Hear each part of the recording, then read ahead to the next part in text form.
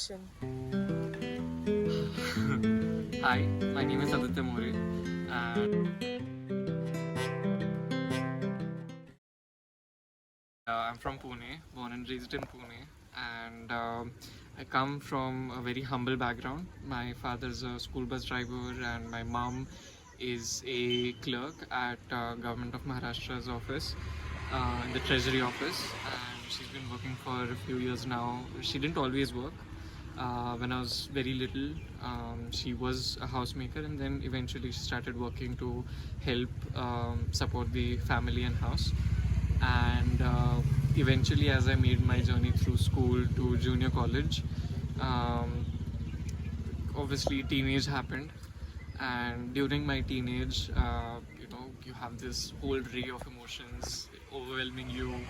um, you feel different tickles in your stomach when you see someone or when you think of someone or something, and obviously it's a process we all go through, and it did happen to me. And within that process turned out that I'm not as common, or how do I say, usual or normal as some people describe. uh, I am different, and I learned that eventually. And I first learned that it was wrong to be different, um, and then eventually I had to unlearn it. And then I learned that it's not wrong to be different, it's not bad to be different.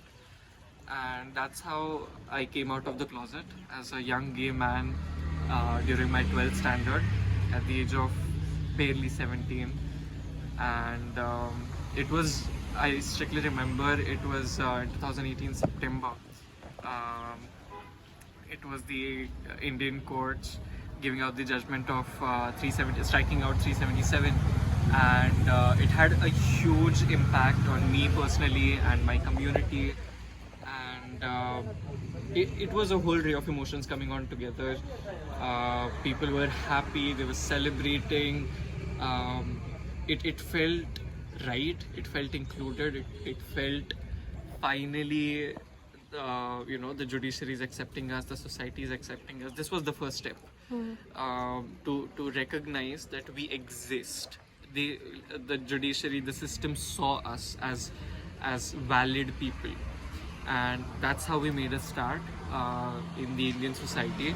Um, it wasn't non-existing before, as we all know, but first time in a long time, as we say, uh, we all came back into the mainstream, and today we see, all of these beautiful identities and people and communities being formed together, supporting each other.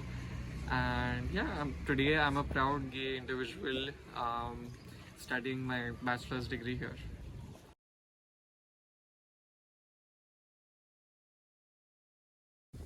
So, I mean, we are really getting into deep waters right now. So, I mean, as we live and breathe in Indian society, it's already difficult to be a gay man, right? And it's not. I wouldn't say that it's the most difficult thing to live by.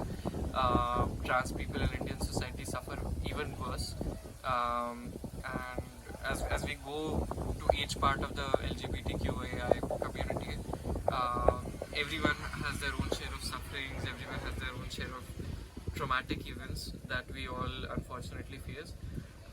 But at the same time, we managed to find a little bit of hope. We find ourselves some source of motivation and hope, and we step into the society, and we try live a life. And of course, finding love is one of the teenage dreams one dreams of, finding the one. And if not, not all, it doesn't always have to be the one. Sometimes you end up with multiple people as well. You have different types and sorts of relationships, and it is fun, it is very adventurous, it is very thrilling, it's a very good experience. The feeling of being loved, I wouldn't want that. But as I mean, if you look in the context of heterosexual relationships and homosexual relationships, since the existence of one community being more than the other, it's obvious that society is going to have more heterosexual people than the homosexual people. And when homosexual people end up liking someone who is heterosexual, and then when they ultimately, I mean, I guess I would say 80 to 85% of the times we don't even tell the person if we like them, if we know that they are heterosexual. But sometimes we just find the courage to, and we do tell them that, hey, I know you're heterosexual, but I really really like you, or like, you know, there's a great amount of endearment I have for you. But uh, there are times when that doesn't go well, or it does go well, and you know, it ends up in a less awkward situation. But yeah, there are instances where a person takes it in a wrong way, or things escalate immediately. They also turn violent at times, and in such cases, it really is very saddening and disheartening. I've had stories of my own, and a lot of people that I'm friends with who have had such experiences where they confess of, confessing their love for someone or endearment for someone, and they either lost that friendship or they lost that person as a whole forever. And it's not just about being awkward, it goes beyond it. Some people are just it's beyond awkwardness. It is they feel like they gave out a wrong message and they feel responsible, and then they feel guilty, and sometimes it gets even worse. They become insecure, and then they stop doing things that they think might have given the wrong signal. So, you know, let's say, I mean, I have this an experience of a person, I wouldn't name them, where they crushed on a guy, and they had like a really strong affection for that person, and one day they just managed to confess it to them that, you know, hey, I really like you. And that conversation did go well, and by the end of the conversation, the other person asked as to, did you ever think that I could be homosexual? And the person said that no, but you do have some uh, stereotypical signs and symbols, and maybe that might welcome people to have suspicions. And then the person asked, what are these signs and symbols? And then the person said that you wear pastel colors apparel, or you paint your nails once in a while, or you are very vocal and well articulate and stuff. And then that person completely gave up on all of these aspects and qualities, and that went wrong for both of them. The person who confessed it, after that conversation, nothing was the same. They couldn't talk anymore with each other. They started avoiding each other. The person who crushed on them uh, obviously lost that person forever, and you know, I don't know if they will ever find the courage to ever do that again, to ever tell someone that they like them or love them.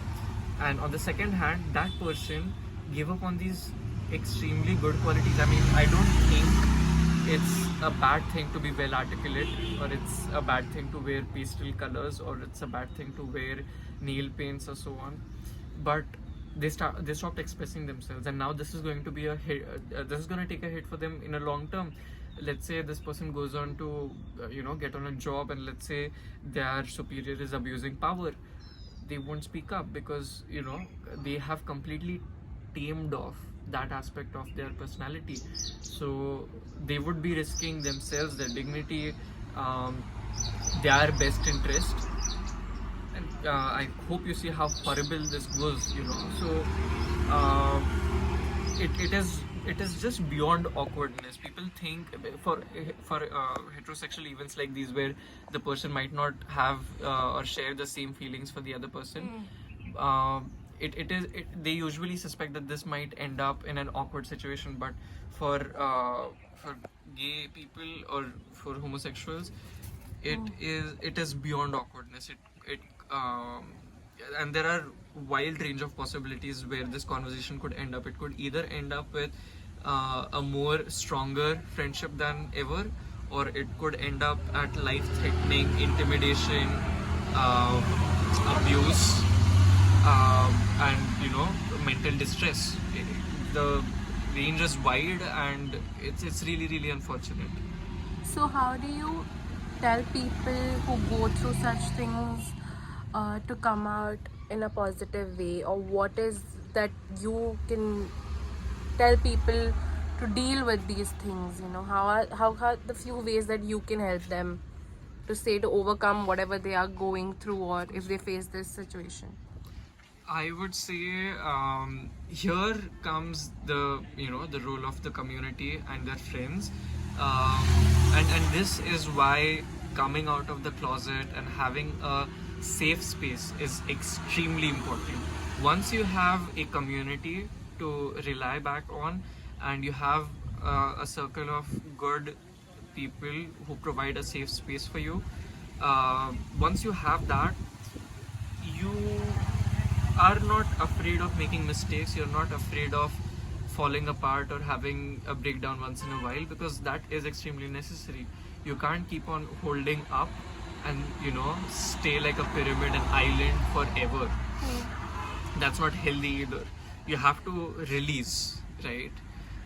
So releasing the stress, the distress, is extremely important. Now, after confessing your liking for someone, and let's say it doesn't go well, in this one-sided love situation or one-sided affection, you need to first understand that once the other person makes it clear that there's no possibility, or I don't see you the same way, you have to understand that they have made it clear, and no amount of revision and reconsideration is going to change. All right, so you have to make things clear for yourself. You have to repeat it to yourself, and then you have to learn it, that this is it, this is how it is supposed to be, this is what it's going to be, and this doesn't change. And after that comes the role of the community and friends. Their friends and community have to reassure them that this doesn't change anything for them, this doesn't make them a less of a person, and this doesn't change or disqualify the hope that they are never going to find someone else or someone better, right? So this safe space to release the distress and allow hope to grow is extremely important and extremely vital, because without this, moving on, which is the later and the most important part of this whole process, can't happen. If you can't have a closure with an unfinished business, you cannot move on from it, and you cannot open up to more and different experiences. Hence, I would say, in this process, there comes realization and clarifying things for yourself, clearing up your mind, stating the objectives clear, and then coming to support, emotional support, and eventually moving on. So that's the process.